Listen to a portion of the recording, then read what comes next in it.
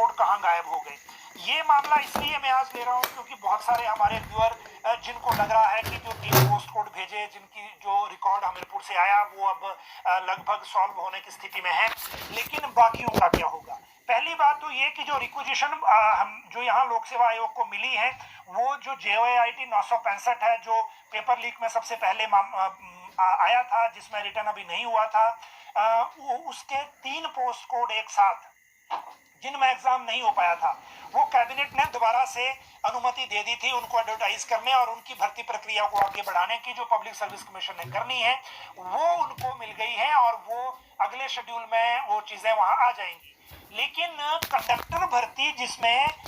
जो हमीरपुर कर्मचारी चयन आयोग के बाद लोक सेवा आयोग को रिक्विजिशन जाने के बाद आवेदन भी आ गए हैं, ये जो भर्ती विज्ञापन निकला था 24 सितंबर 2022 को और इसमें जो एप्लीकेशंस ली गई थी वो 29 अक्टूबर 2022 तक ली गई थी।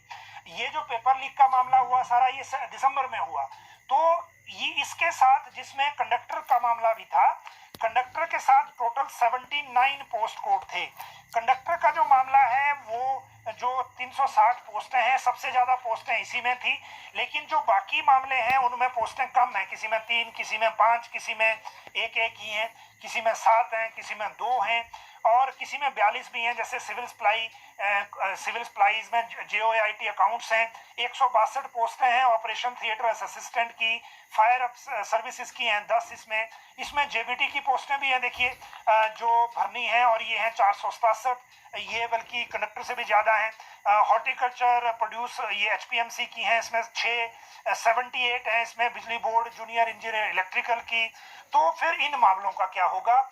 ये अभी भी जो लोक सेवा आयोग का कहना है कि हमें कंडक्टर आ गया था लेकिन बाकी अभी आए नहीं है। अब नई जो डिपार्टमेंट है उन्होंने रिक्विजिशन नए स्तर पे भेजनी है या हमीरपुर का जो रिकॉर्ड है वो ऑटोमेटिक ट्रांसफर होना है, उसको लेकर अभी चीजें जो हैं वो क्लैरिटी के साथ जब सामने आएंगी तो फिर हम इसकी जानकारी आपके साथ साझा करेंगे। अब अगली जो बात है वो है आने वाले दिनों में हमें पता चलेगा। अब बात करते हैं रुकी हुई भर्तियों को लेकर, और रुकी हुई भर्तियों को लेकर इसलिए बात करना जरूरी है क्योंकि रुकी हुई भर्तियों को लेकर लगातार डिसीजन हो रहे हैं। अब जो 12 दिसंबर 2022 को जो सारी चीजें रोक दी थी नई सरकार ने, और उससे पहले जो कोड ऑफ कंडक्ट के कारण रुक गई थे प्रोसेस, उसके कारण ये चीजें हो गई हैं। अब आप देखिए, इससे पहले बिजली बोर्ड में AE की भर्ती का मामला निकल गया, उसकी एक्सेप्टेंस हो गई, अब उनको अपॉइंटमेंट मिलने वाली है। उसके बाद जो सब स्टेशन अटेंडेंट है उनका नंबर आ जाएगा। लेकिन इधर जो PWD